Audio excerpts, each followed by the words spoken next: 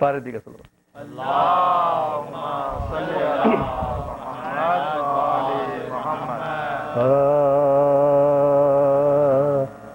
عبد و معبود کے رشتے کو بتانے والے عبد و معبود کے رشتے کو بتانے والے زیادہ حق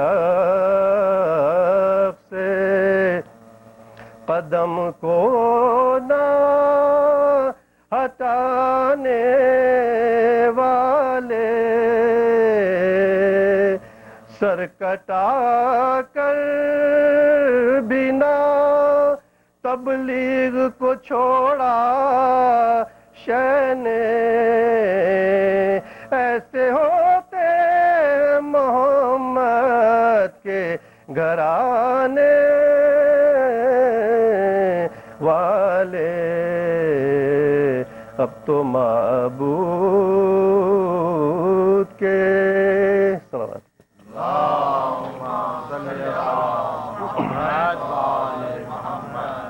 بارے دیگا صلوات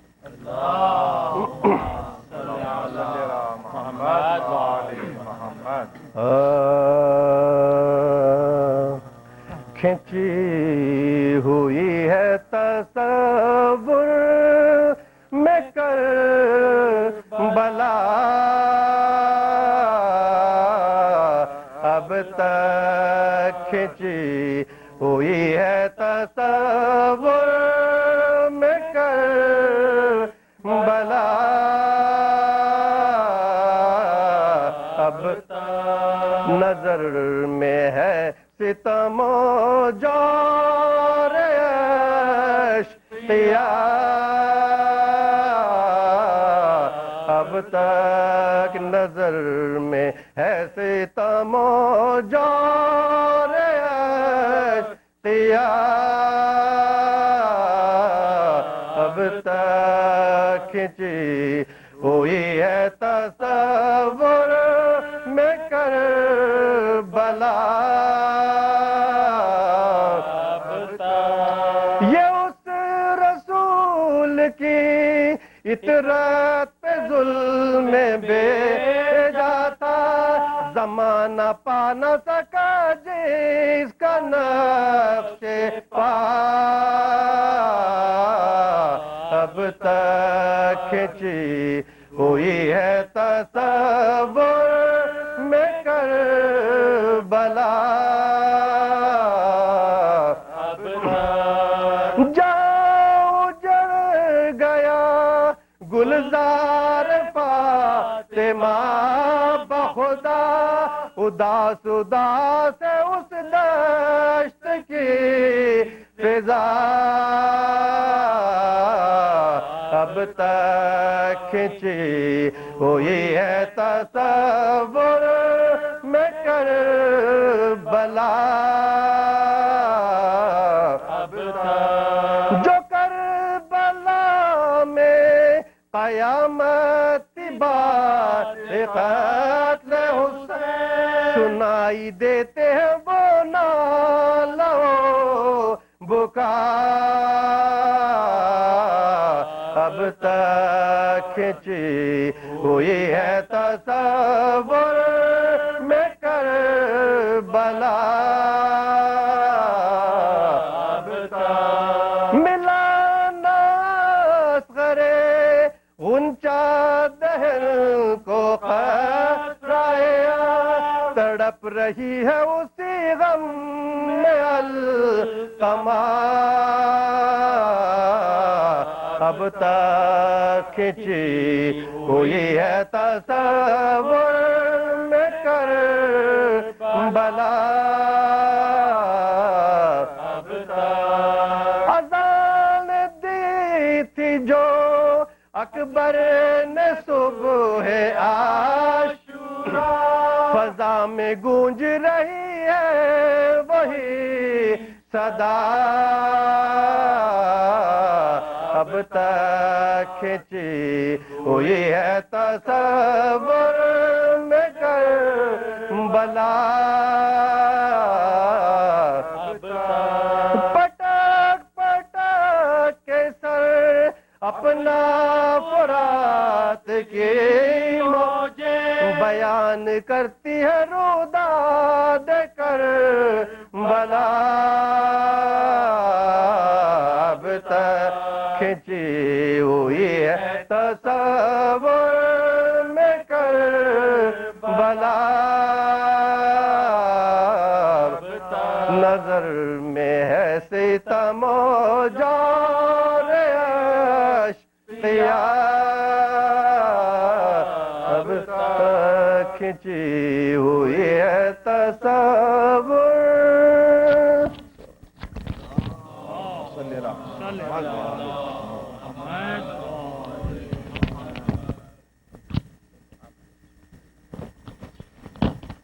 تھوڑا آگے آ جائیں انشاءاللہ جوش ایمانی کے ساتھ نعرہ صلوات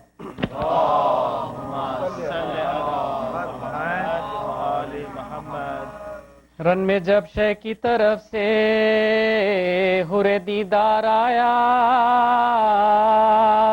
کس بشاشت سے اڑاتا ہوا رہوار آیا غل ہوا سید مظلوم کا غم خار آیا جانے سارے خلف حیدر کرار آیا جانے سارے خلف حیدر کرار آیا تتق نور سرے راہ نظر آتا ہے جلوہ قدرت اللہ نظر آتا ہے جلوہ قدرت اللہ نظر آتا ہے یہ سخن سن کے پکارا پسر سات شریر ہاں طرفدار شہیدی پہ چلے نیزو تیر لے کے حربوں کو بڑا فوج کا انبوہ کثیر فاتحہ پڑھ کے جوان مرد نے کھینچی شمشیر حر کا منہ سرخ ہوا فوج جیسی تم زرد ہوئی شعلہ تیغ سے بجلی کی چمک گرد ہوئی شعلہ تیغ سے بجلی کی چمک گرد ہوئی بڑھ کے فرماتے تھے عباس سے زہے عزت و جا بارک اللہ کے دیتا تھا صدا دل برشا کہتے تھے ابن حسن واہر غازی واوا شاہ ہر ضرب پہ فرماتے تھے ماشاء اللہ اپنی جاں بازی کا غازی جو سلا پاتا تھا مسکراتا ہوا تسلیم کو جھک جاتا تھا مسکراتا ہوا تسلیم کو جھک جاتا تھا حیف جھکنے میں لعینوں نے جو فرصت پائی سامنا چھوڑ کے فوج عقب سے آئی لاکھوں ریس ادھر اور ادھر تنہائی باغ گھوڑے کی پڑاتا تاکہ برچھی کائی آ گیا موت کے پنجے میں نہ کچھ دیر لگی فرق پر گرز لگا جوش پہ شمشیر لگی فرق پر گرز لگا جوش پہ شمشیر لگی سینہ غربال ہوا تیر چلے آدھا کے رکھ دیا شیر نے خربوس میں سر نوڑا کے علی اکبر نے یہ حضرت سے کہا چلا کے گر ہو ارشاد تو مہمان کو بچاؤں جا کے خادم حضرت زہرا ولی گرتا ہے خاک پر اب وہ سعید غزلی گرتا ہے خاک پر وہ سعید غزلی گرتا ہے شاہ رونے لگے لگے یہ سنتے ہی مہماں کی خبر، ہو گئی آنسوؤں سے ریش مبارک سبتر۔ علی اکبر سے کہا تم ابھی ٹہرو دلبر، حر کی امداد کو ہم جائیں گے اے نور نظر۔ کس سے اس وقت کہوں میں جو خلق مجھ پر ہے، لاش اٹھاؤں گا کہ مہمان کا حق مجھ پر ہے، لاش اٹھاؤں گا کہ مہمان کا حق مجھ پر ہے۔ یہ سخن کہہ کے چلے رن کو جناب شبیر، وہاں گرا خاک پہ گھوڑے سہرے ہرے با توقیر، دیکھ کر شاہ کو آتے ہوئے بھاگے بے پیر، پہنچے لاشے پہ امام دو جہاں، پہنچے لاشے پہ امام دو جہاں، وقت اخیر چمن ہستی مہمان کو جڑتے دیکھا، خاک پر ایڑیاں زخمی کو رگڑتے دیکھا، خاک پر ایڑیاں زخمی کو رگڑتے دیکھا، گر کے لاش کے برابر یہ پکارے سرور، میرے مہمان و مددگار و معین و یاور، گرز کیا تجھ کو لگا ٹوٹ گئی میری کمر، گر پڑے گھوڑے سے اور آہ نہ کی ہم کو خبر، دوست کے ہجر میں کب دوست کو چین آیا ہے، کھول دے چشم کو بھائی کے حسین آیا ہے، کھول دے چشم کے بھائی کے حسین آیا ہے، نیم با چشم سے حر نے رخ مولا دیکھا، زیر سرزان ہوئے شبیر کا تکیہ دیکھا، مسکرا کر طرف عالم بالا دیکھا، شہ نے فرمایا کہ اے حر جری کیا دیکھا، عرض کی حسن رخ ہو نظر آتا ہے، فرش عرش تلک نور نظر آتا ہے، فرش سے عرش تلک نور نظر آتا ہے، مجھ کو لینے چلے آتے ہیں فرشتے یا شاہ، ملک الموت بھی کرتا ہے محبت کی نگاہ، خلد سے شیرے خدا نکلے اللہ اللہ، لو برآمد ہوئے شبر بھی پدر کے ہمراہ، ننگے سر احمد مختار کی پیاری آئی، دیکھیے آپ کے نانا کی سواری آئی، دیکھیے آپ کے نانا کی سواری آئی، کہہ کے یہ گود میں شبیر کی لی انگڑائی،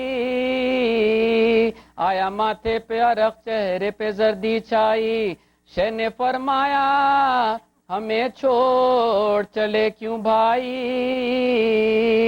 چل بسے حر جری پھر نہ کچھ آواز آئی، طائر روح نے پرواز کی توبہ کی طرح، پتلیاں رہ گئی پھر کر شہ والا کی طرح، پتلیاں رہ گئی پھر کر شہ والا کی طائر روح نے پرواز کی توبہ کی، پتلیاں رہ گئی پھر شہ والا کی طرح، پتلیاں رہ گئی پھر کر شہ والا کی طرح۔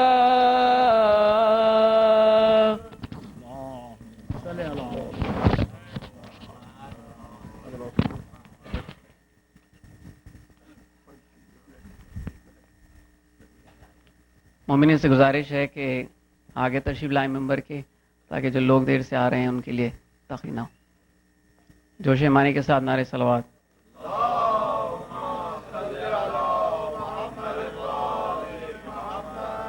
اور آگے آ جائیں جو پیچھے لوگ ہیں انشاءاللہ۔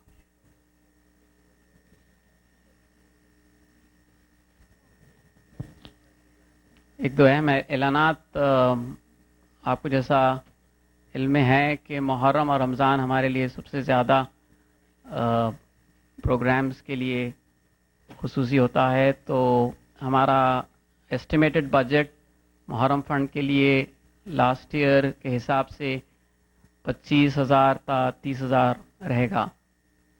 تو وی نیڈ یور کوآپریشن اور آپ کی تعاون کی ضرورت ہے. اور باہر ممبرشپ کے لیے نوشاد بھائی بیٹھے رہتے ہیں ماشاءاللہ، ان کے پاس آپ اپنی ممبرشپ فارمز اور ڈیوز کو اپڈیٹ کرا لیں اور اپنے ای میل ایڈریس اور فون نمبرز کو اپڈیٹ کرا لیں اور محرم فنڈ کے لیے تعاون کریں.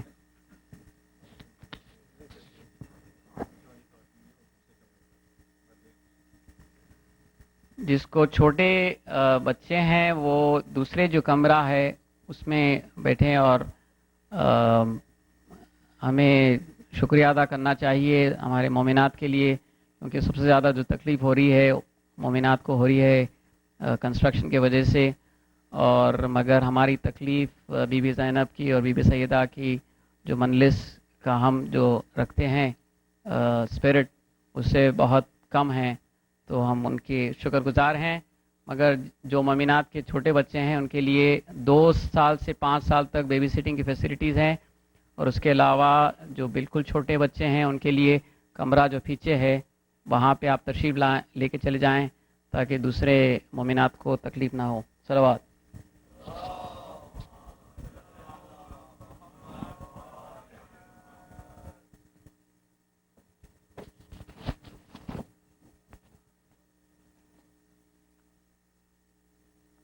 فاتحہ.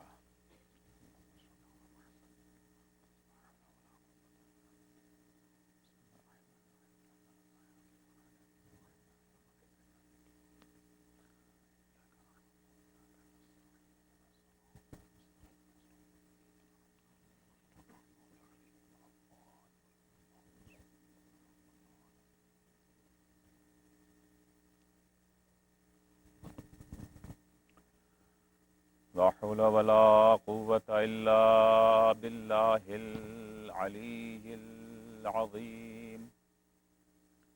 أعوذ بالله من الشيطان اللعين الرجيم. بسم الله الرحمن الرحيم. الحمد لله والصلاة والسلام على رسول الله وعلى آله آل الله، لا سيما بقية الله ولعنة الله على أعدائهم أعداء الله من يومنا هذا إلى لقاء الله. أما بعد فقد قال الله: فأقم وجهك للدين حنيفا فطرة الله التي فطر الناس عليها لا تبديل لخلق الله ذلك الدين القيم ولكن أكثر الناس لا يعلمون. صلوات پڑھیں محمد وآل محمد.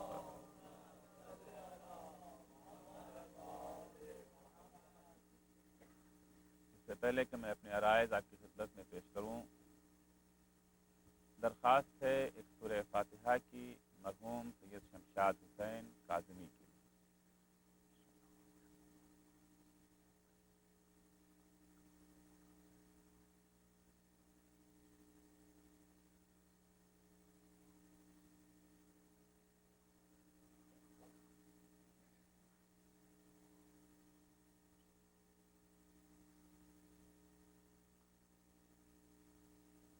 السابقون السابقون اولئک المقربون. جو کسی نیک کام میں پہلے قدم رکھتے ہیں ثواب بھی انہیں ہی زیادہ ملتا ہے. اللہ کے مقرب بندے وہی ہوتے ہیں، تقرب بھی انہی کو زیادہ حاصل ہوتا ہے، رتبہ انہی کا بلند ہے. لیکن جن کے رتبے ہیں سوا، ان کو سوا مشکل ہے. جو حضرات مجلس میں پہلے تشریف لاتے ہیں یقیناً اجر اور ثواب بھی ان کا زیادہ ہے، لیکن مجلس کا اصول یہ ہوتا ہے کہ جو مجلس میں پہلے آتا ہے وہ ہو جاتا ہے میزبان، اور بعد میں آنے والے ہوتے ہیں مہمان۔ تو میزبان کی ذمہ داری یہ ہوتی ہے کہ مہمان کے لیے جگہ فراہم کرے، لہذا آپ حضرات جو پہلے آ گئے ہیں ذرا اور آگے آ جائیے تاکہ بعد میں آنے والوں کو جگہ مل سکے۔ جب آپ صلوات پڑھیں گے محمد و آل محمد پر۔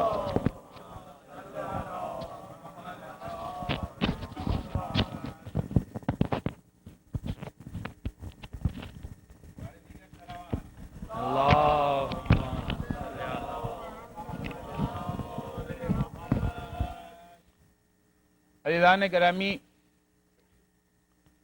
گفتگو یہ تھی کہ ہر انسان سعادت و خوشبختی حاصل کرنا چاہتا ہے، اور سعادت و خوشبختی ایک ایسا درخت ہے جس کی جڑیں ایمان اور تزکیہ نفس ہے، اس کی ہزارہا شاخ ہیں۔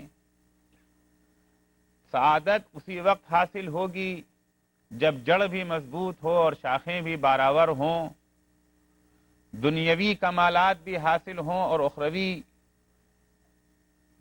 مادی میدان میں بھی انسان ترقی کرے اور معنوی میدان میں بھی۔ حصول سعادت، حصول خوشبختی کا آغاز ہوتا ہے اس وقت سے جب بطن مادر میں بچے کا نطفہ منعقد ہوتا ہے، کیونکہ انسان کی شخصیت میں جہاں تربیت، ماحول اور غذا کا دخل ہوتا ہے، وہیں خاندانی صفات جو وراثت میں بچے کو ملتے ہیں ان کا بھی بہت بڑا حصہ ہے۔ یہ وہ چیز ہے جسے آج کی سائنس بھی مانتی ہے، اور قرآن و حدیث نے بھی سائنس سے پہلے اس پر روشنی ڈالی ہے۔ سائنس جن صفات کو جین کے ذریعے منتقل کرتی ہے، جس چیز کا نام سائنس نے جین رکھا، اسلامی روایات اور احادیث میں اسے عرق کے نام سے یاد کیا گیا ہے۔ سائنس بعد میں ان انکشافات تک پہنچی، نور وحی و الہام کی روشنی میں حقائق کائنات کو دیکھنے والے ائمہ، انہوں نے 1400 سال پہلے تفصیل سے اس چیز کو بیان کیا ہے کہ کتنی ہوتی ہیں جین، کتنی نسلوں تک چلتی ہیں، کن کن صفات کو منتقل کرتی ہیں۔ تو انسان کی سعادت و شقاوت کا سلسلہ بطن مادر سے شروع ہو جاتا ہے۔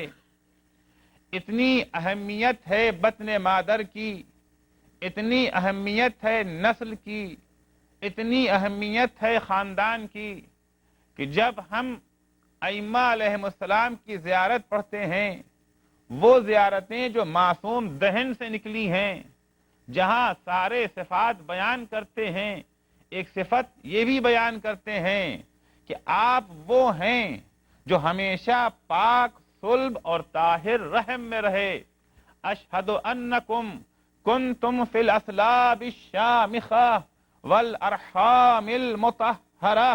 یا جب حضرت مریم جناب عیسیٰ کو لے کر کے شہر ناصریہ میں داخل ہوئی تھیں، یہودیوں نے جب یہ دیکھا کنواری کی آغوش میں ایک بچہ ہے، تو خطاب جو کیا ہے مریم سے انہیں بڑا تعجب ہوا کہ یہ مریم کنواری جن کی شادی نہیں ہوئی ہے، جس خاندان سے مریم کا تعلق ہے، اس خاندان میں تو کنواریوں کے ہاں بچے نہیں ہوتے ہیں، اس خاندان کی لڑکیاں ان کے قدم نہیں لڑکھڑاتے ہیں۔ چنانچہ یہی تو کہا تھا، یا اخت ہارون ما کان امک بغیہ ما کان ابوک امرأ سوء ولا امک بغیہ۔ نہ تمہارا باپ بد کردار تھا، نہ تمہاری ماں بد کردار تھی، پھر بد کرداری تمہارے یہاں آئی کہاں سے؟ جب تمہاری نسل میں بد کرداری نہیں ہے تو تم کیسے بد کردار ہو گئیں؟ تو معلوم ہوا نسل کے صفات منتقل ہوتے ہیں بچے کے اندر۔ مولا کائنات فرماتے ہیں، اذا کرما اصل الرجل کرما مغیبہ و محضرہ۔ शरीफ दो तरह के होते हैं, कुछ मजमे में शरीफ हो जाते हैं, लोगों के सामने शरीफ हो जाते हैं, लेकिन जब लोगों की निगाहों की जद से निकल जाते हैं, जब तन्हाई में होते हैं, जब खलवत में पहुंचते हैं तो शराफत गायब हो जाती है। ये वो शरीफ होते हैं जिनका खानदान शरीफ नहीं होता है। लेकिन इदा करोमा असलुर रजुल करोमा महजरुहु व मगीबुहु, जिनकी असल करीम होती है, जो खानदानी शराफत वाले होते हैं, वो चाहे मजमे में हो जब भी शरीफ होंगे, अकेले में हो जब भी शराफत दामन नहीं छोड़ेगी। सलावत पढ़ेंगे मोहम्मद व आले मोहम्मद पर।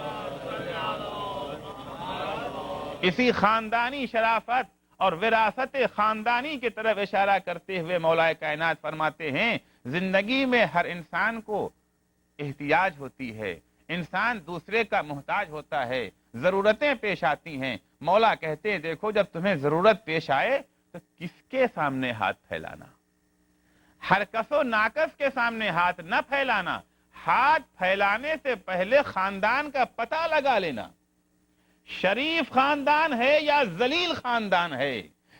अलैकुम फी क़ज़ाए हवाइजकुम बिकिरामिल अनफुसे वल उसूल तंजहु लकुम इंदहुम मिन गैर मतालिन वला मन।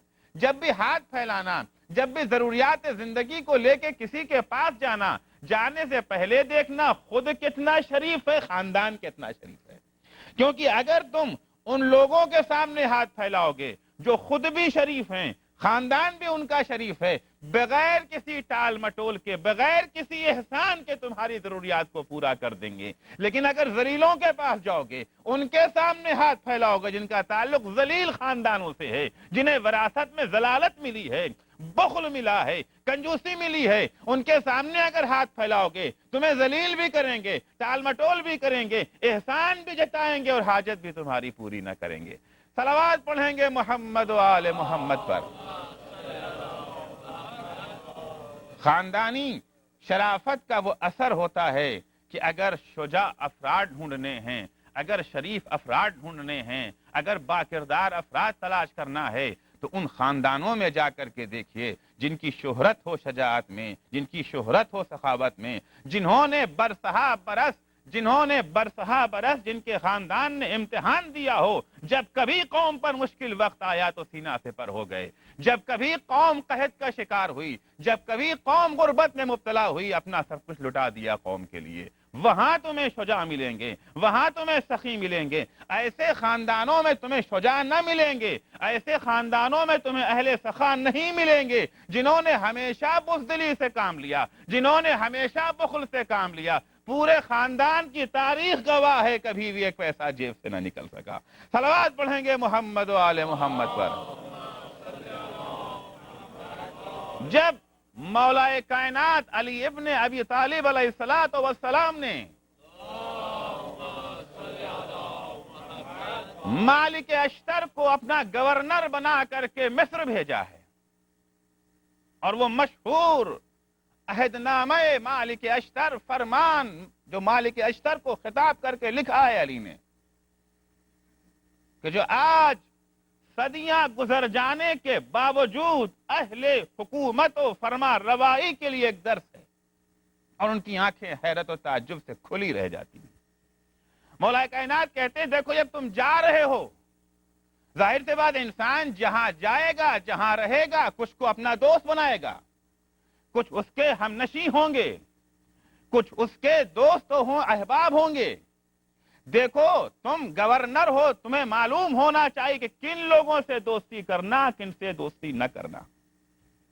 मौला फरमाते हैं, सुम्मल सक बिज़विल मुरूआत वल अहसाब वमिन अहलिल बुयूतातिस सालिहा वस्सवाबिक़िल हसना सुम्मा अहलन नजदत वश्शजाअ वस्सखाए वस्समाहा लिअन्नहुम जमाउम मिनल करम व शुअबुम मिनल उर्फ।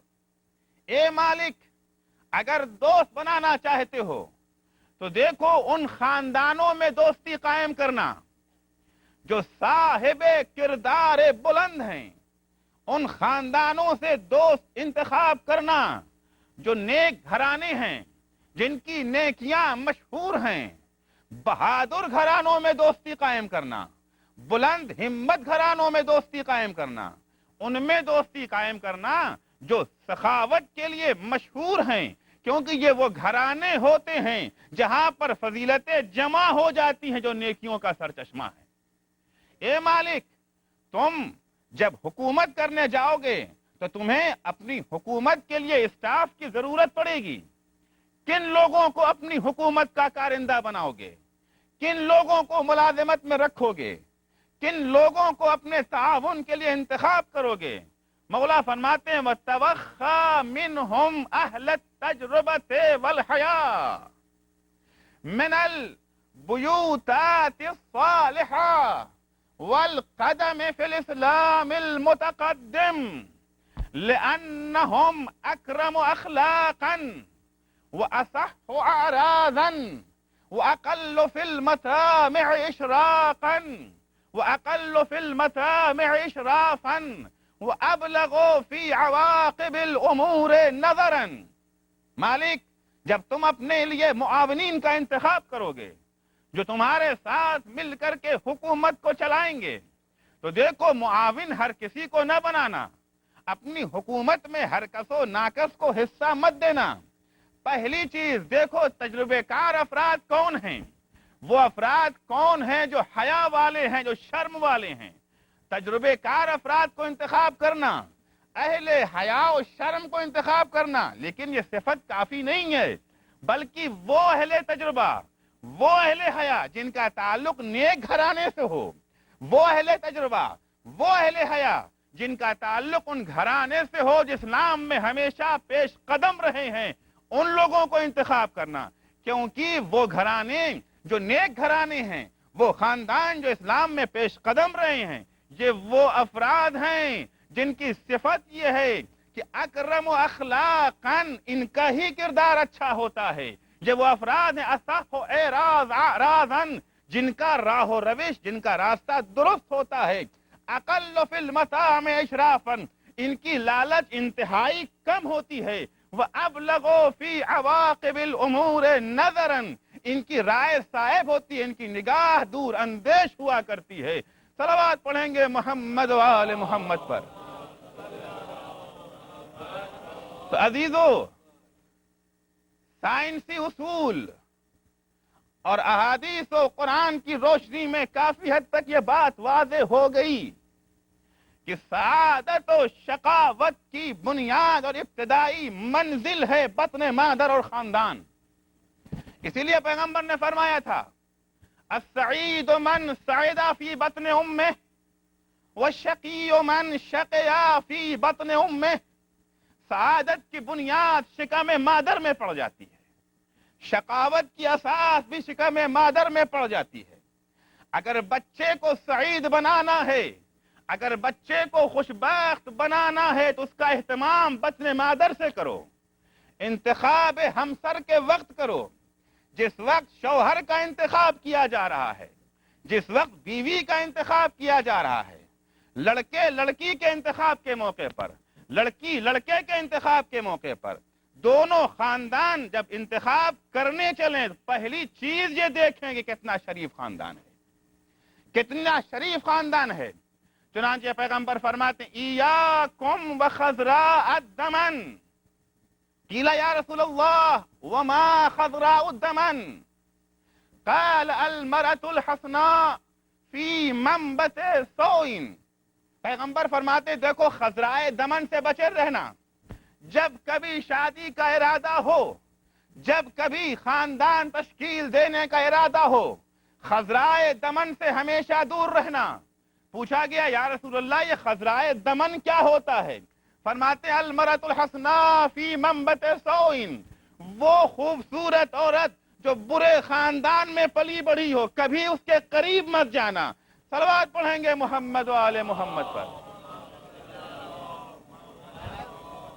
کبھی اس کے قریب نہ جانا، کیونکہ خاندان کے اثرات بچے پر اثر انداز ہوتے ہیں، خاندانی فضائل اور رذائل بچے پر اثر کرتے ہیں۔ بعض عوامل وہ ہوتے ہیں، میں نے کل بھی عرض کیا تھا کہ وراثت کے بہت سے عوامل ہیں، کوئی ایک دو عامل نہیں ہے، لیکن کچھ چیزیں ہیں جو بچے کو بدبخت بناتی ہیں، جو بچے کو شقی بناتی ہیں۔ انہی چیزوں میں سے کچھ چیزوں کو سائنس نے ثابت کر دکھایا، احادیث میں بھی تذکرہ ہوا۔ میں دو ایک باتیں آپ کی خدمت میں پیش کرتا ہوں۔ اور اسلام نے پوری کوشش کی ہے نسل کی طہارت کے لیے، نسل کی عقلی سلامتی کے لیے، نسل کی جسمانی سلامتی کے لیے، نسل کی معنوی سلامتی کے لیے، نسل کی روحانی سلامتی کے لیے، کہ آنے والی نسل ہر طرح سے سالم نسل رہے۔ آج سائنس بھی مانتی ہے، میڈیکل سائنس کا بھی یہ کہنا ہے کہ اگر والدین پاگل ہیں، دیوانے ہیں، جنون ان کے اندر پایا جاتا ہے، یہ صفات بچے میں منتقل ہوں گے۔ زیادہ تر پاگل ماں باپ کے بچے پاگل ہوا کرتے ہیں۔ عزیزو، جنون بڑی مصیبت ہے، اپنے لیے بھی مصیبت ہے اور سماج کے لیے بھی مصیبت ہے۔ چنانچہ ایک شخص آتا ہے امام جعفر صادق علیہ السلام کے پاس، آ کر کے امام سے عرض کرتا ہے کہ مولا، ایک شخص ہے جسے ایک خوبصورت عورت سے محبت ہو گئی ہے، مگر وہ عورت پاگل ہے، وہی مجنونہ، کیا یہ شخص اس سے شادی کر سکتا ہے؟ امام نے کہا لا، ہرگز نہیں، ہرگز نہیں۔ ہاں، اگر پاگل کنیز ہے اس کے پاس، اس پاگل کنیز سے جنسی تسکین تو کر سکتا ہے، لیکن بچہ اس سے پیدا نہیں کر سکتا۔ ان كانت عنده امة مجنونة فلا باس ان يطعها ولا يطلب ولدها، بچہ اسے پیدا نہ کرے، کیونکہ اگر بچہ پیدا ہوگا ماں کا جنون سرایت کرے گا بچے کے اندر۔ اور اسلام قطعاً ہرگز نہیں چاہتا کہ مسلم امت میں جنون یا دیوانگی یا حماقت نظر آئے۔ عقلی سلامتی بہت اہم ہے۔ عزیزوں، میں نے بار بار عرض کر رہا ہوں کہ جو باتیں میں پیش کر رہا ہوں یہ وہ باتیں ہیں جسے آج کی سائنس اور آج کا علم بھی تسلیم کرتا ہے۔ آپ ڈاکٹر کیرل کی راہ زندگی اٹھا کر کے دیکھیں، مجھے انگریزی میں اس کا نام نہیں پتا، میں نے فارسی میں پڑھا اس کتاب کو۔ ڈاکٹر کیرل جو انسان شناسی کے مشہور دانشور ہیں، وہ اپنی کتاب میں لکھتے ہیں بہت بڑا جرم یہ ہے کہ پاگل ماں باپ سے بچے پیدا ہوں۔ بہت سے ممالک نے قوانین اس طرح کے بنا رکھے ہیں کہ پاگل ماں باپ سے بچے پیدا نہ ہو سکیں۔ اسلام نے بھی اسی بات پہ زور دیا ہے۔ چنانچہ پیغمبر اسلام صلی اللہ علیہ وآلہ وسلم فرماتے ایاکم وتزوج الحمقاء فإِنَّا صُحْبَتَهَا بَلَاءٌ وَوَلَدَهَا ضَيَاءٌ۔ دیکھو، کبھی بھی احمق، بیوقوف اور پاگل لوگوں سے شادی نہ کرنا، کبھی بھی شادی نہ کرنا۔ کیوں؟ فَإِنَّا صُحْبَتَهَا بَلَاءٌ، کیونکہ ایسے لوگوں کی ہمنشینی ایک مصیبت ہے، بلا ہے۔ وَوَلَدَهَا ضَيَاءٌ، اور جو بچہ ان سے دنیا میں وجود میں آئے گا یہ سماج کے لیے مصیبت ہے۔ لہذا نہ پاگل سے شادی کرنا، نہ احمق سے شادی کرنا۔ کیوں؟ اس لیے کہ ان کے صفات بچے میں منتقل ہوں گے اور بچہ سعید بننے کے بجائے شقی بن جایا کرے گا۔ ایک اور چیز جو بچے پر بطن مادر میں اثر انداز ہوتی ہے وہ ہے شراب۔ شراب خود مصیبت، شراب پینے والے کے لیے مصیبت، معاشرے کے لیے مصیبت، سماج کے لیے مصیبت۔ شرابی سے جو بچے پیدا ہوتے ہیں وہ خود مصیبت ہوتے ہیں۔ میں بار بار عرض کیے دے رہا ہوں کہ جو باتیں میں کہہ رہا ہوں صرف مذہبی عقیدہ نہیں پیش کر رہا ہوں، ان تمام مذہبی نظریات، عقائد، احادیث اور آیات کے پیچھے سائنسی تائید بھی موجود ہے۔ اگرچہ سائنسی تائید نہ بھی ہوتی تو ہمیں کوئی اس کی ضرورت نہ تھی، کیونکہ ہمارے لیے قول خدا ہی سب کچھ ہے، قول نبی ہی سب کچھ ہے۔ لیکن خوشبختی یہ ہے کہ آج سائنس نے بھی اس کی تصدیق کر دی ہے۔ میں گساری، شراب خواری، افسوس یہ ہے کہ آج دنیا پر چھاتی جا رہی ہے، اور نتیجے میں گرتے ہوئے اخلاقی اقدار بھی سب کے سامنے چلے آ رہے ہیں کہ بشریت کتنی گرتی جا رہی ہے، تمام مادی ترقیوں کے باوجود، تمام سائنسی ارتقاء کے باوجود انسان ترقی نہ پا سکا. ہاں جانور تو آگے بڑھ گیا لیکن انسان آگے نہ بڑھ سکا ہے. انسانیت دن بدن گرتی جا رہی ہے. عزیزان گرامی، اسلام نے شدت کے ساتھ منع کیا ہے شرابی کے ساتھ شادی کو. چنانچہ امام جعفر صادق علیہ السلام ایک حدیث کے ضمن میں فرماتے ہیں، من زوجا کریمتہ من شارب خمر فقد قطع رحمہ. قطع رحم اور صلہ رحم، قطع رحم اسلام میں حرام ہے، صلہ رحم واجب ہے. یعنی وہ اعزاء جن سے خونی رشتہ ہے ان سے رابطہ توڑنا اسلام میں حرام، رابطہ برقرار رکھنا ان سے واجب. امام فرماتے ہیں، من زوجا کریمتہ من شارب خمر، اگر کوئی شخص اپنی بیٹی کی شادی شرابی کے ساتھ کر دیتا ہے، فقط قطع رحمہ، تو وہ قطع رحم کے گناہ میں مبتلا ہو جاتا ہے. گویا اس نے بیٹی سے رشتہ توڑ لیا ہے اپنا، اور اس کی نگاہ میں اس کی بیٹی بیٹی نہیں رہ گئی ہے. کیونکہ اگر وہ بیٹی ہوتی تو کبھی بھی بیٹی کو بدبختی کے منہ میں نہ جھونکتا شرابی سے شادی کر کے. معصوم فرماتے ہیں، شارب الخمر لا یزوج اذا خطب، اگر کوئی شرابی تمہاری بیٹی کا ہاتھ مانگنے آئے، ہرگز ہرگز اس سے شادی مت کرنا.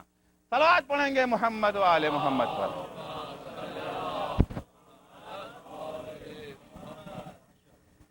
شرابی، کیونکہ شراب انسان کے جسم پر بھی برے اثر چھوڑتی ہے اور انسان کے ذہنی اور مغزی خلیوں اور سیلز کے اوپر بھی غلط اثر چھوڑتی ہے. وہ اثرات بچے میں منتقل ہوتے ہیں.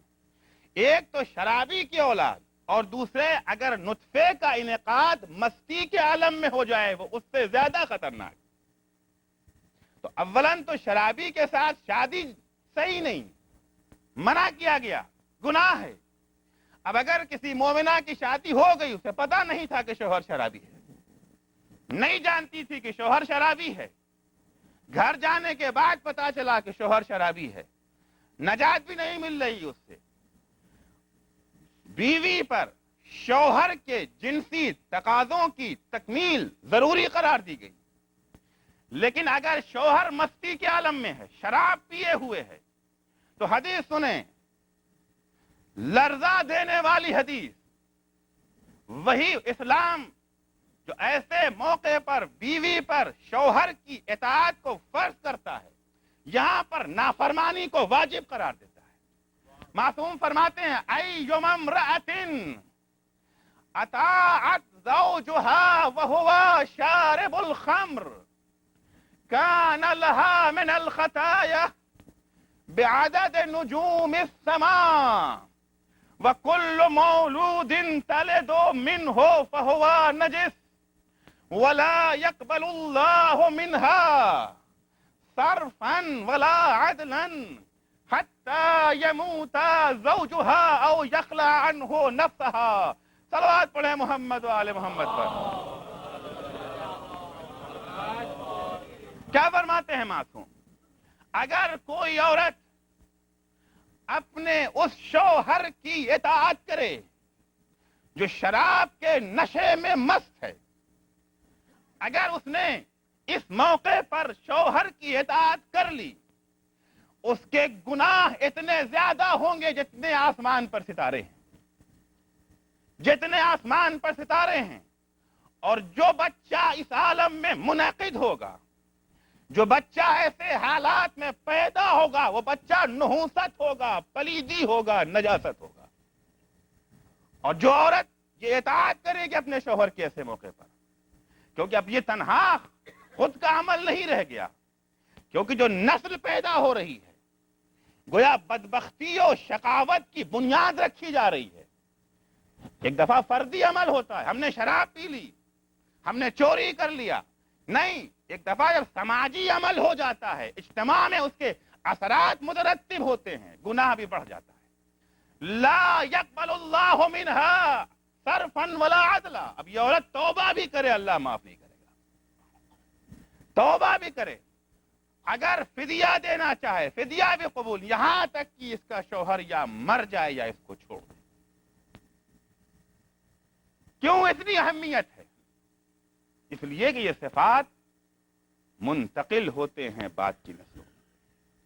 صفات کا سلسلہ ذات تک محدود نہیں رہ جاتا، پوری کی پوری نسل تباہ ہو جاتی ہے، پوری کی پوری نسل برباد ہو جاتی ہے۔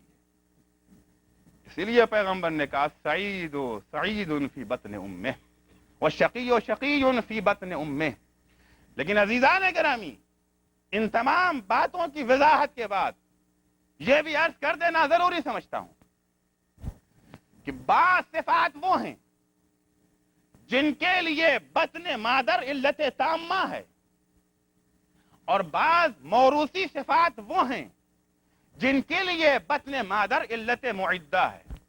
اب یہ دو بہت گاڑھے لفظ ہو گئے، علت تامہ اور علت معدہ، اسے واضح کرنا پڑے گا ورنہ ساری بات بیکار ہو جائے گی۔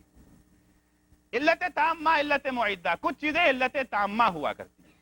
فرض کیجئے آگ جلانا چاہتے ہیں تو آگ جلانے کے لیے سوکھی لکڑی، مٹی کا تیل اور ماچس کی تیلی، یہ تینوں چیزیں مل کے کیا ہیں؟ تینوں چیزیں مل کر کے علت تامہ ہیں۔ یعنی اگر یہ تینوں چیزیں یکجا ہو گئیں، لکڑی بھی سوکھی ہے، مٹی کا تیل بھی ڈال دیا ہے، ماچس کو بھی لگا دیا آپ نے، آگ جلے گی بہرحال۔ یہ علت تامہ ہے۔ کچھ چیزیں علت معدہ ہوا کرتی ہیں۔ ماچس ہے، نہ لکڑی ہے، نہ مٹی کا تیل ہے، نہ وہ چیز جو جل سکے، تو صرف ماچس علت تامہ نہیں ہے، علت معدہ ہے۔ جب تک آپ کے جیب میں رکھی ہوئی ہے ماچس، علت آتش ہے، آگ کی علت ہے لیکن علت تامہ نہیں ہے۔ ایک سبب ہے، ایک علت ہے، جب تک دوسرے اسباب بھی فراہم نہ ہو جائیں، ممکن ہے برسوں آپ کے جیب میں ماچس رکھی رہ جائے اور آگ نہ جلے۔ جب تک سب اسباب فراہم نہ ہو جائیں تو اسے کہتے ہیں علت معدہ، اور وہ ہے علت تامہ۔ تو بطن مادر بعض اوصاف کے لیے علت تامہ ہے۔ حماقت، جنون، اگر ماں باپ پاگل ہیں، مجنون ہیں، بچے کے لیے ان کا جنون علت تامہ بن جاتا ہے۔ لیکن اور اوصاف جو ہیں ان کے لیے علت تامہ نہیں ہے، علت معدہ ہے۔ یعنی بطن مادر ان اوصاف کے لیے زمین ہموار کر دیتا ہے۔ اچھے اوصاف کے لیے، برے اوصاف کے لیے، اگر والدین اچھے اوصاف کے حامل ہیں، اگر والدین کا تعلق اچھے خاندان سے ہے، اچھائی کے لیے زمین ہموار ہو جاتی ہے۔ اگر والدین کا تعلق برے خاندان سے ہے، اگر والدین برے اوصاف کے حامل ہے، برائی کے لیے زمین ہموار ہو جاتی ہے۔ اب پیدا ہونے کے بعد اوصاف اچھے ملے تھے، زمین ہموار تھی اچھائی کے لیے، لیکن بعد میں ماحول برا مل گیا، تربیت بری مل گئی، اچھے اوصاف کے حامل ہونے کے باوجود بچہ برا ہو گیا، خاندان سے برے صفات ملے تھے، برے اوصاف لے کر کے آیا تھا، لیکن بعد میں اسے اچھا ماحول مل گیا، اچھی تربیت مل گئی۔ اچھا ماحول، اچھی تربیت خاندان کے برے اوصاف کو ختم کر سکتا ہے۔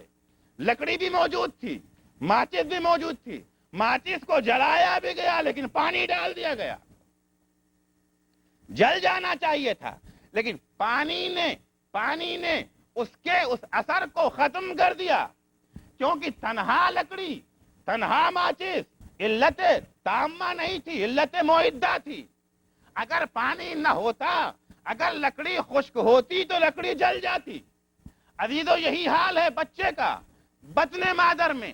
بچہ جو خاندانی اوصاف کو لیتا ہے، جو ماں باپ کے صفات کو لیتا ہے، زمین ہموار ہو جاتی ہے، ایک منزل طے ہو جاتی ہے۔ اب اگر اچھے اوصاف کے حامل بچے کو اچھا ماحول بھی مل جائے، اچھے اوصاف کے حامل بچے کو اچھی تربیت بھی مل جائے، اچھا استاد بھی مل جائے تو کیا کہنا، لیکن اگر اوصاف اچھے تھے، ماحول غلط مل گیا، تربیت بری مل گئی، اسی کو جو کہتے ہیں ولی کے گھر میں شیطان۔ لیکن خاندان برا تھا، وراثت بری تھی، استاد اچھا مل گیا تو معاویہ ابن یزید بن کر کے ابھرتا ہے۔ सलवात पढ़ेंगे मोहम्मद वाले मोहम्मद पर।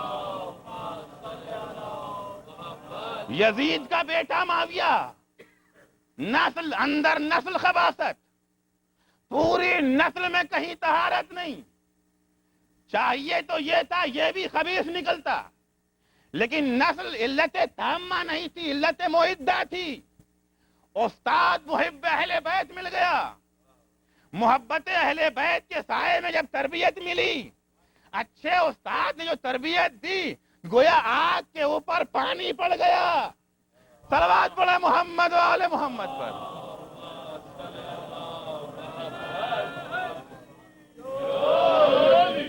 तो खानदानी विरासत बहुत अहम। पहली मंजिल पर पूरी तवज्जो ये होनी चाहिए। जाहिर सी बात, हम पहली ही मंजिल से पहली बुनियाद ही क्यों ना सही रखी जाए, ताकि बाद में मेहनत कम करनी पड़े, मेहनत बाद में कम करनी पड़े। लेकिन अगर बुनियाद गलत पड़ भी गई है तो इसका कहरी नतीजा यह नहीं है कि हतमन बच्चा शकी हो जाएगा। चुनांचे वही पैगंबर जिसने कहा था, अस्सईदो मन सईदा फी बत्न उम्मे वश्शक़ीयो मन शक़या फी बत्न उम्मे। सईद वो है जो माँ के पेट में सईद हो, जिसकी बुनियाद ही में सआदत शामिल हो। वही नबी कहता है, अस्सईदो कद यशक़ा वश्शक़ीयो कद यसअद। वो बच्चा जिसकी बुनियाद शिकम मादर में सआदत पे पड़ी थी, पैदा होने के बाद शकी हो जाता है। वो बच्चा खानदानी विरासत में शकावत शामिल थी, लेकिन मुनासिब माहौल और तरबियत की बिना पर वही बच्चा सईद बन जाता है। सलवात पढ़े मोहम्मद वाले मोहम्मद पर। बस आखिरी हदीस मैं तमाम करूंगा। उन्हीं पैगंबर का इरशाद है, सआदत क्या है? मुतमईन मत हो जाओ जब अच्छा खानदान मिल गया, हम पाको पाकीज़ा, बीवी पाको पाकीज़ा, अब बच्चे यकीनन पाको नहीं। इन्ना हकीकत सादा ऐ यख्तुमर रजुलो ऐ यख्तुमा लिर्रजुले अमलुहु बिस्सादा। हकीकत सआदत ये है कि अंजाम भी सआदत पे मुनहसिर हो। अगर बतने मादर में बुनियाद सआदत पे रखी गई थी, माहौल भी सईद मिले, ग़िज़ा भी सईद मिले, तरबियत भी सईद मिले, तब जाके बच्चा सआदतमंद बनेगा। वइन्ना हकीकत अश्शक़ा ऐ यख्तुमा लिर्रजुले अमलुहु बिश्शक़ा। और हकीकत शकावत ये है कि अंजाम कार भी उसका शकावत पे हो। इब्तिदा भी शकावत, इंतहा भी शकावत, उसे शकी कहा जाएगा। वरना कितने ही ऐसे मिलेंगे जो इब्तिदा में बड़े अच्छे नजर आते हैं, अच्छा खानदान था, अच्छा माहौल था, मगर अंजाम बुरा हुआ।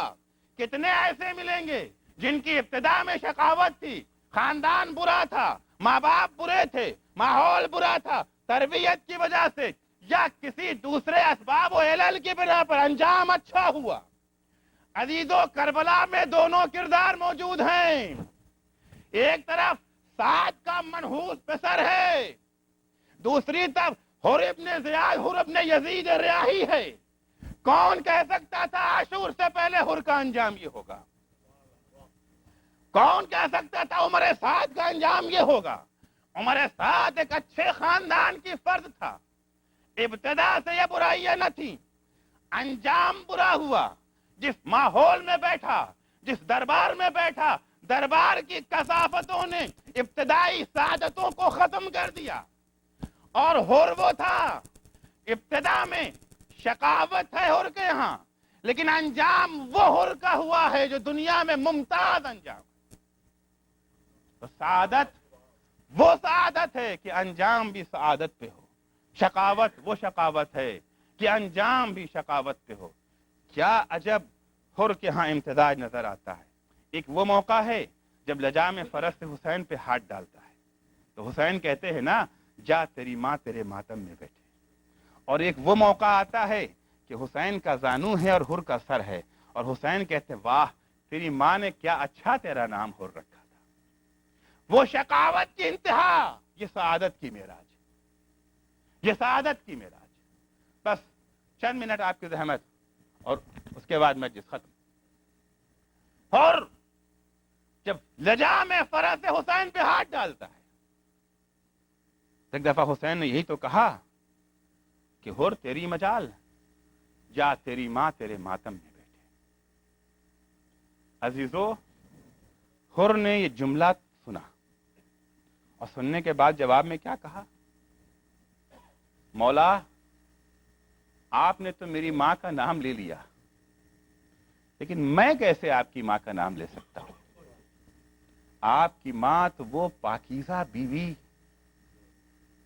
जिसका नाम जबान पर लाने के लिए पहले वुजू करना पड़ता है। अजीजों, हुसैन इमाम है। इमाम का कोई अमल जज्बात की रो में बह के नहीं होता। हर ज़बान से निकलने वाला लफ्ज हिकमत में डूबा हुआ लफ्ज होता है।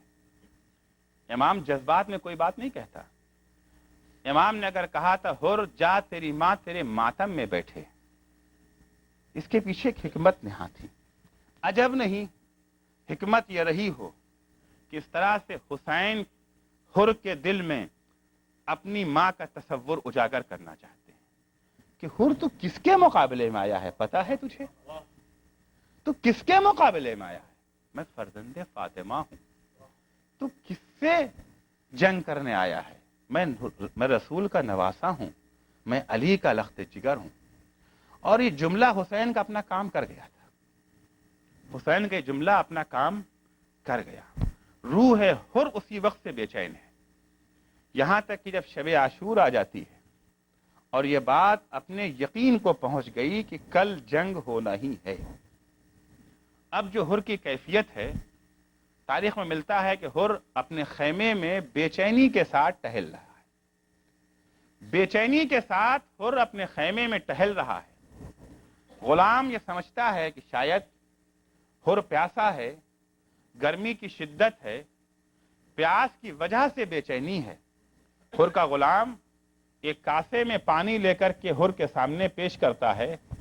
हुर ने पानी को देखा, जाने हुर को पानी में क्या नजर आया, जाने हुर के जहन में क्या बात आई कि एक दफा हुर ने पानी को उठा के जमीन पे फेंक दिया। हुर का गुलाम हुर के भाई के पास जाता है, इस वक्त तुम्हारे भाई का मैं बड़ा अजीब आलम देख रहा हूं, बेचैनी के साथ टहल रहे हैं। मैंने पानी दिया, पानी भी ना पिया, उसे उठा करके जमीन पर फेंक दिया। हुर का भाई हुर के पास आया, भैया मैं ये क्या सुन रहा हूं, ये कैसा इस्तराब, ये कैसी बेचैनी, ये वजह क्या है?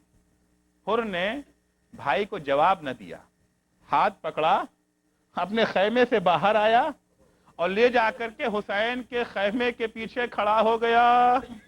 कहे भाई तू मेरे इस्तराब की वजह जानना चाहता है, तू मेरी परेशानी का सबब जानना चाहता है ना? भाई जरा गौर से सुन, क्या कोई आवाज तेरे कानों तक पहुंच रही है? ये अजीजों, हुर के भाई ने थोड़ी देर गौर से सुना, कहा हाँ भैया एक आवाज मेरे कान में आ रही है। ए भैया, अरे हुसैन के खैमे से नन्हे नन्हे बच्चे अलताश अलताश हाय प्यास की आवाज बुलंद कर रहे हैं। कहा भैया तुम इन्हें पहचानते हो, ये कौन लोग हैं? ये वही है ना कि जब हम प्यास से हलाक हो रहे थे उन्होंने अपना सारा जखीरे आब हम पे लुटा दिया, इंसानों ही को नहीं बल्कि जानवरों तक को सैराब किया था। ए भैया ये कहाँ का इंसाफ है? आज हमारे जानवर तो पानी पिए, लेकिन हाय आले मोहम्मद के नन्हे नन्हे बच्चे प्यास से तड़पते रहे। अजरुकुम अल्लाह। इस्तराब और परेशानी की आलम में शब गुजरी, सुबह नमूदार हुई। जब सुबह नमूदार हुई तो रात भर में हुर ने फैसला कर लिया था, हुर शकावत को छोड़ करके मंजिले सआदत की जानिब जा रहा है। अपना खातिमा सआदत पे करने के लिए हुर कदम बढ़ा रहा है। एक दफा बेटे से कहता, ये बेटा मैंने तय कर लिया है, अब मैं लश्कर शकावत को छोड़ करके लश्कर सआदत की जानिब जा रहा हूँ। اے بیٹا کیا تو بھی میرے ساتھ چلے گا؟ بیٹا بھی باپ کے ساتھ ہو لیا. تھوڑی دور آہستہ آہستہ لشکر سے باہر نکلتے ہیں. جب کچھ دور ہو گئے تو ایک دفعہ حر نے بیٹے سے کہا اے بیٹا میرے ان ہاتھوں کو باندھ دو. بیٹا میرے ہاتھوں کو باندھ دو. کیوں بابا ہاتھوں کو کیوں باندھوں؟ کہا بیٹا انہی ہاتھوں سے میں نے لجام فرس حسین پہ ہاتھ ڈالا تھا. اے بیٹا میری آنکھوں پہ پٹی باندھو. بابا پٹی کی کیا وجہ ہے؟ کہ اے بیٹا حسین سے آنکھ ملانے کی طاقت مجھ میں نہیں ہے. بیٹے نے ہاتھ باندھے, آنکھوں پہ پٹی باندھی. دونوں باپ بیٹے لشکر حسینی کی طرف رواں ہوئے. تھوڑی دور ابھی چلے تھے کہ ایک دفعہ حر کے بیٹے نے کہا اللہ اکبر اللہ اکبر. کہا بیٹا کیا ہوا, کیا دیکھا؟ کہ اے بابا ارے سامنے سے وہ قاسم حسن کے فرزند چلے آ رہے ہیں. تھوڑا اور آگے بڑھا, پھر کہتا ہے اللہ اکبر اللہ اکبر. بیٹا آپ کیا دیکھا؟ کہ بابا شبیہ پیغمبر اکبر آ رہے ہیں. کچھ منزلیں اور گزری, پھر کہتا ہے اشہدو ان لا الہ الا اللہ. بیٹا اب کیا ہوا؟ کار قمر بنی ہاشم ابو الفضل عباس. پھر کہتا ہے اشہدو ان محمد رسول اللہ. اے بیٹا ارے اب کیا ہوا؟ کہ خدا کا حسین چلے آ رہے ہیں. اجرکم اللہ. حر پہنچتا ہے, حسین کے قدموں پہ اپنا سر رکھ دیا. سر رکھ کے کہتا ہے حل لی من التوبہ. اے آقا کیا حر کی توبہ قبول ہو سکتی ہے؟ حسین نے حر کو اٹھا کر کے کلیجے سے لگایا. اے حر میں نے تجھے معاف کیا, میرے خدا نے تجھے معاف کیا. اے عزیزو کیا معراج ملی ہے حر کو؟ کون حر کو کلیجے سے لگا رہا ہے؟ حسین. ارے یہ حسین کو کبھی فاطمہ اپنے کلیجے سے لگاتی تھی, کبھی علی مرتضیٰ کلیجے سے لگاتے تھے, کبھی رسول خدا کلیجے سے لگاتے تھے. آج وہ حسین یہ حر کا مقدر حر کو حسین کلیجے سے لگاتے ہیں. اے حر میں نے معاف کیا, میرے خدا نے معاف کیا. لیکن حر تو جانتا ہے نا ہم کریم خاندان ہیں. اے حر تو ایسے وقت میں آیا ہے کہ تیری ضیافت کے لیے ہمارے خیمے میں قطرہ آب بھی نہیں. حر کہتا ہے اے آقا اگر آپ میری ضیافت کرنا چاہتے ہیں تو اب میری ضیافت جام کوثر سے ہوگی.